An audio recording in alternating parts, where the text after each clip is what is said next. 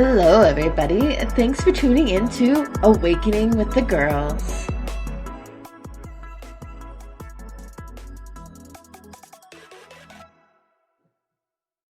Hello. I'm super excited to be here on Awakening with the Girls. I've got my favorite co-host back with me, and I am so excited to have a check-in with her. How are you doing, Yay! Breezy? Hi, Shannon. Oh, it's so good to be back. I'm doing well. Hail, you high vibe humans. It's good to see you or hear you or listen to you. It's good to be in your vibes. Yay! I am so excited. Let's check in. I would love to share with the community what you've been up to. I've been kind of expanding and sharing stories with others, but I want you to share with the world what's been going on in Breezy's life. Oh, girl, I've been going through an awakening of my own. I tell you what, this quarantine, this lockdown that we're all collectively going through has had me looking at my shadow self and realizing when I've lied to myself, realizing when I've stolen time from myself. And so I really have leveled up my personal game on the inside. Uh, because of the quarantine, I kind of had like a midlife crisis and a come to Jesus moment and realized that I needed to take my personal health goals more seriously. And I started doing P90X. Would you believe that? Getting that body Yeah. in shape.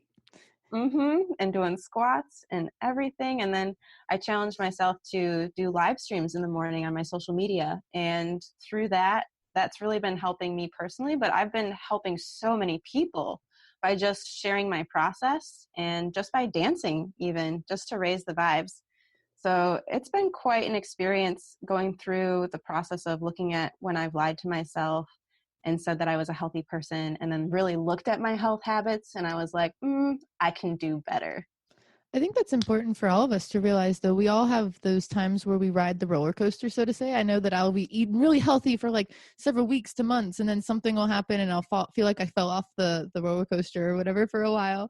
And, Mm-hmm. I have to remember that only I can change that. So it's when we have those kind of like, oh shit moments that we have to remember that there's no better time than now to kind of make that shift, and that even though we've been progressively on the awakening for what feels like over a decade now, like it's still a learning process for everybody. Oh, it's so true. We're constantly learning, constantly upgrading, and integrating all of the messages that we're receiving, all of the lessons that we're learning. Yeah, I would really love to talk a little bit about your dance parties. How has it been for you to kind of embrace that authentic part of yourself and just move your body freely, kind of for everyone else to witness? Uh, it's been liberating while also confronting my own insecurities, right? Like moving my body is a healing activity for myself. It helps me get confidence back in my body. It helps me become reconnected to my body. Dancing has always been a way that I can connect with spirit, feel more connected to my divine self, and feel more connected to God. So when I dance, I try to channel the rhythm and channel the music and kind of be an expression of divine feminine energy. And then to be able to have people watch you, it adds this extra energetic layer. And I actually become energized knowing that people are enjoying my dancing, knowing that people are watching. I get very energized by that. At the same time, though, I do notice that if somebody says something, I might get triggered. It might bring up an insecurity. And right now, I'm in a mental space where I need to look at those insecurities and process them and work through them, because when I do, the lessons that I learn, I know I'll be able to share with other people and possibly help them through their insecurities. So dancing has been very healing. And at the same time, it's been liberating for me to express my more sexual, sensual side by just moving my hips, right? Or moving my chest. And that's been very healing for me. I love it. I think that it's so important for everyone to kind of embrace what makes them authentic. And you've always been kind of a dancey, bubbly personality that's inspired me to want to dance more.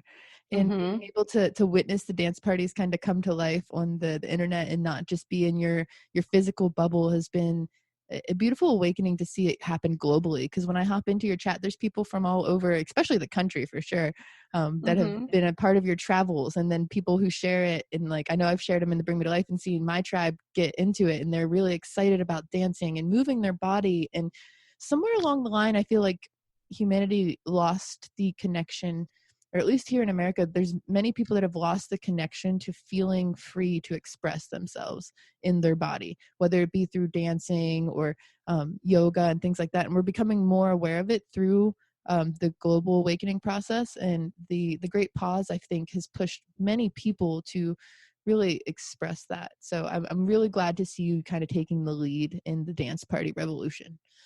Well, thank you, Shannon. I think the first dance party I did online was to your DJ music. So Well, I really appreciate you putting out your vibes too. That seems like quite a coincidence. I didn't know that, so that's kind of funny.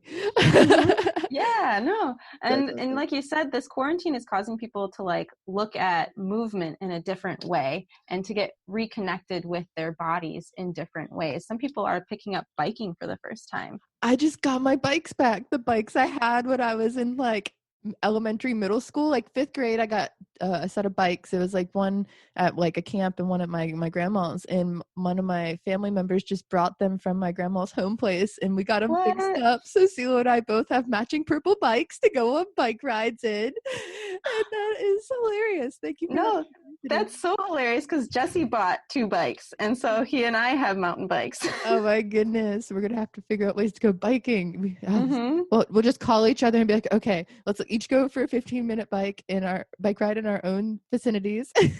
Social distance virtual biking. Oh my goodness. The world is shifting. But no, I think that's beautiful because, the Great Pause has made people move their body differently because me and my friend, Rachel, we used to just Snapchat each other, just pictures of our morning, and we've started sending each other morning dance parties. Like we'll turn on we both have Alexas, so we'll just tell it to throw on old songs that we used to listen to, and we'll send each other dance parties on Snapchat. And it's like such a different way to connect, and like it's more expressive than just sending like a standalone photo that disappears. It's like we got to have an experience with each other and moving our bodies and reminiscing on old times. So I really love that concept. Yeah, like you said, humans kind of have always connected through dancing. It's always been a part of our interaction. And so when we share that with each other, it's kind of hitting on a more primal note, right? And we feel more connected, not just on a physical or emotional level, but even on a deeper, more instinctual level. And I want to say that movement is connected to spiritual and psychological healing because we hold emotions in our bodies. Like everyone's really familiar with tension being held in their shoulders or like sexual energy being held in their hips, right? So when we're moving our bodies, we're kind of releasing that tension and we're giving ourselves permission to let go. As you say that, I find myself moving my body. So I hope all the listeners are kind of like stretching themselves out, give your neck a nice neck roll, wiggle your booty a little bit, just kind of feel comfortable in this human body thing that we're navigating in right now.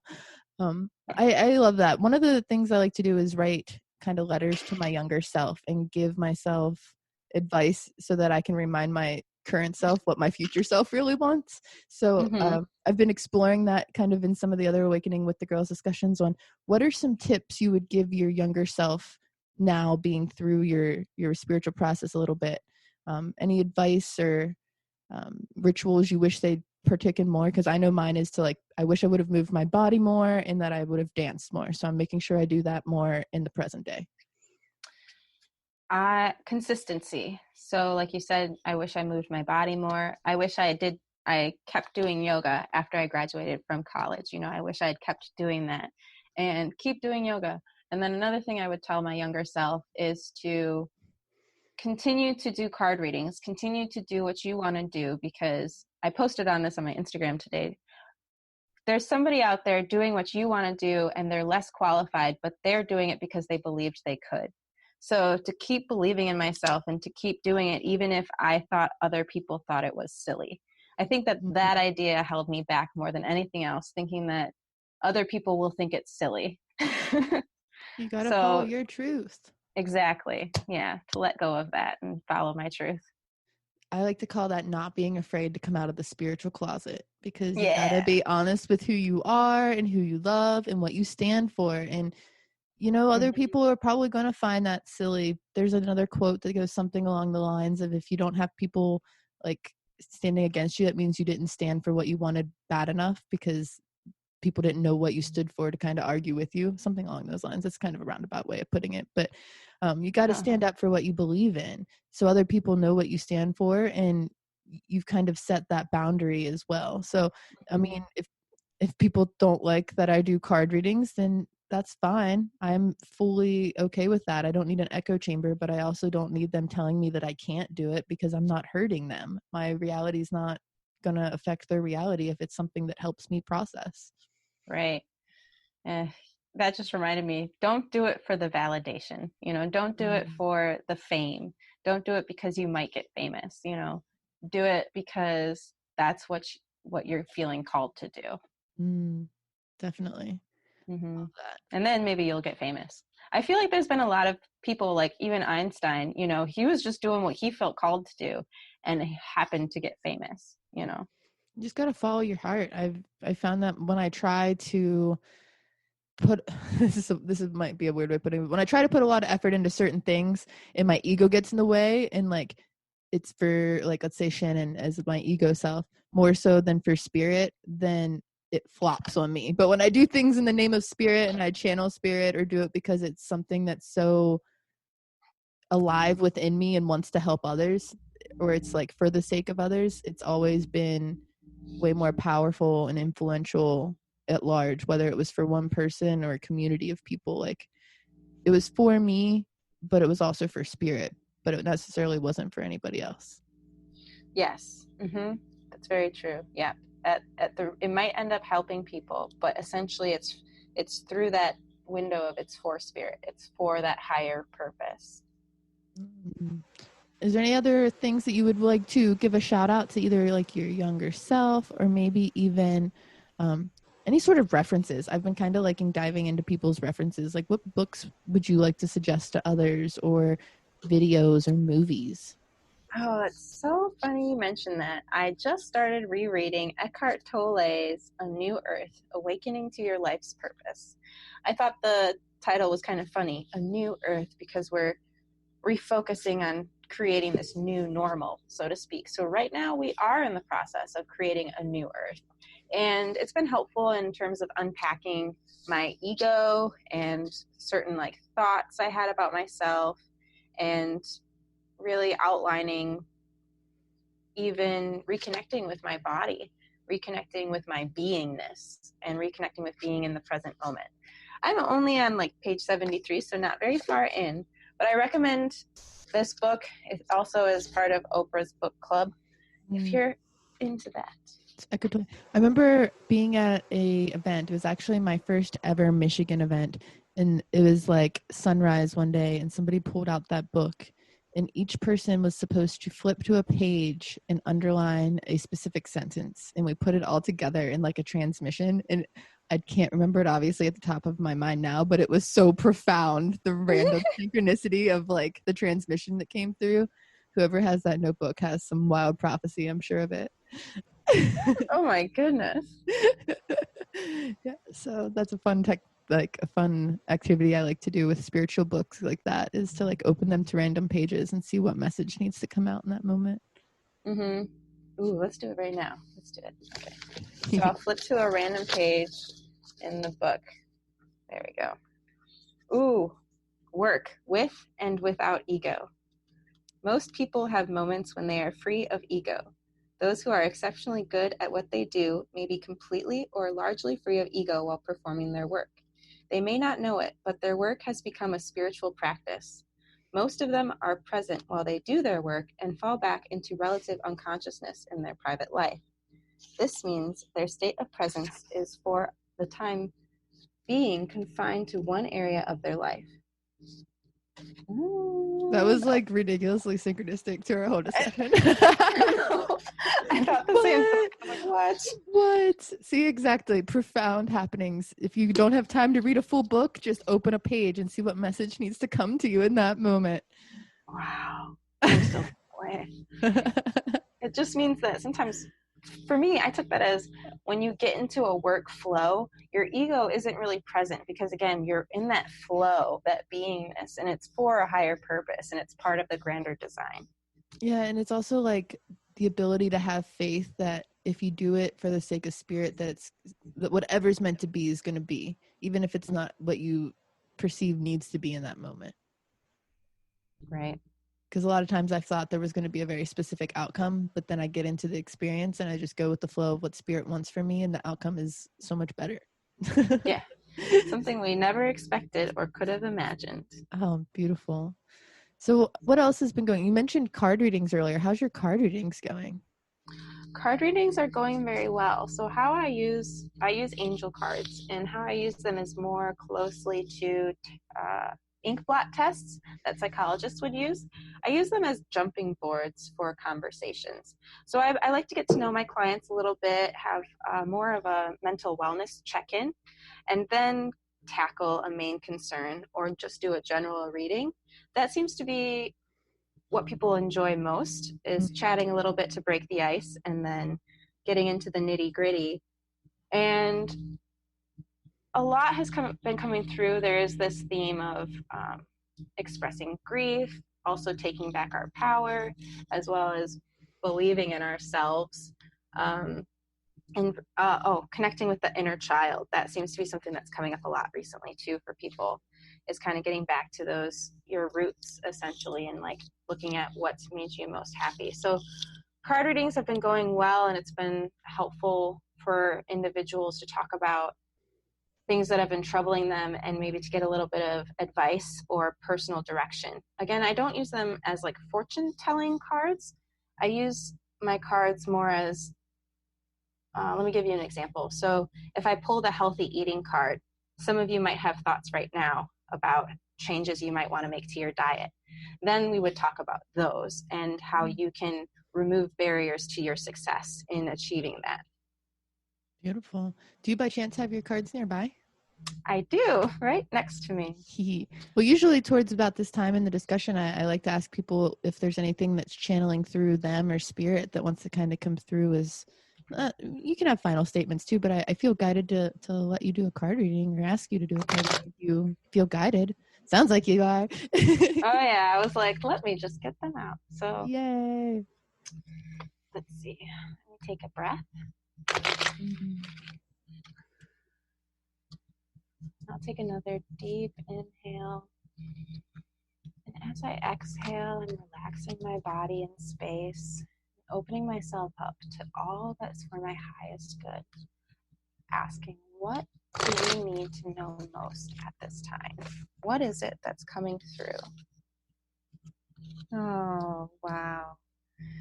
So this card kind of just popped out, fell off the bottom. Speaking of the bottom.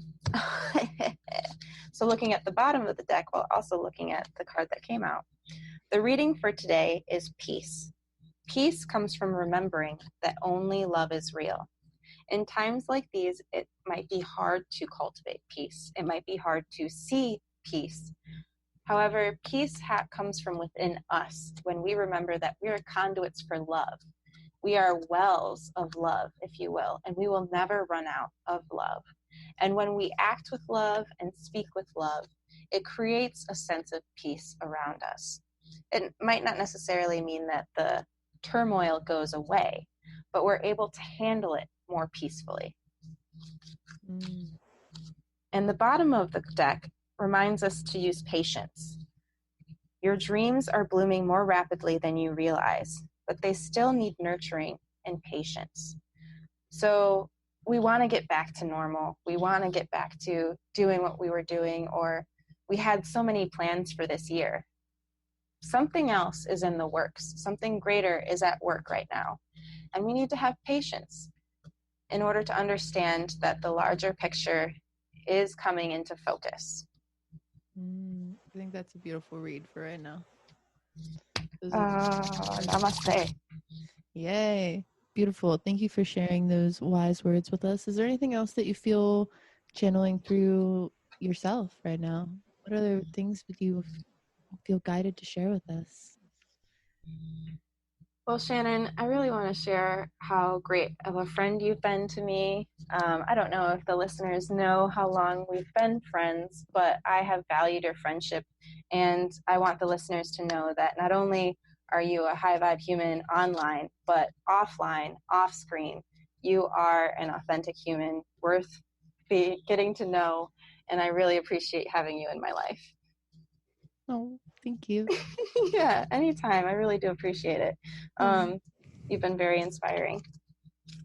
Thank you. Yeah, I've been really inspired by your journey and your determination to be who you are as well, and that's why I wanted you to be very much a part of this network and this tribe that we're building. And I'm just really grateful to have you hop on when you have time to do so. And I know you're always doing some high vibe work yourself, so I'm grateful that the listeners get to check in with your high vibe spirit as well. And I'm excited to see Golden Gaian Adventure keep growing. And um, yeah, it's a beautiful journey. So thank you for that. Thank you for that witnessing and being a part of the tribe and doing all the work you do as well. So. Yeah, it's going to be great. We're doing this together. We're raising the vibes on this planet, and we're creating that new normal. That's the main focus. Is we have to create the world we want to see. Yeah, it's so important because so many of us wanted an opportunity to create something new, and none of us knew how to do it. But Spirit's giving us this opportunity, this pause in life to come back better than we ever were. Like Mm-hmm. it, not being able to see the same people you see every single day gives room for change and growth and ability to find what really works for them and allow them to recharge and to not be drained by the everyday society. So I love that patience was key to the message, and that it's also important to just to have faith that everything's happening for a reason, for some Mm-hmm. bigger power here. And I'm grateful that it led us together. I'm grateful it led others to hearing the messages that we feel needed to be shared and channeled. And I love that the virtual world is bringing so many people together globally. And I would love to have you shout out where people can find you there in the virtual world. Oh yeah, of course. So you can find me on Instagram at Breezy Golden G. To find my wellness products on Instagram, you can go to Golden Gaian Wellness. And if you want to just browse my website, you can go to goldengaian.com. Gaian is spelled Gaian. Beautiful. I'm so excited. I think that there's so many beautiful projects being birthed right now, and like the great pause and just the transitioning so many of us have been doing in this great cocoon. Uh, I'm just really grateful to have you here with me. So thanks for being here. It's going to be amazing. We're going to be beautiful butterflies. Yay. So thank you guys for listening. Thank you for being butterflies with us. We want to see you spread your wings and reach out to us in the Bring Me to Life community or on any of our social media platforms. And we will be definitely connecting again in the very near future. So leave us questions or topics you want to hear us babble about, because we love you. We love you. And until next time, how about humans? Stay healthy, stay light, and don't give up the fight. Yay. Stay awake, shine on always. Bye. Bye.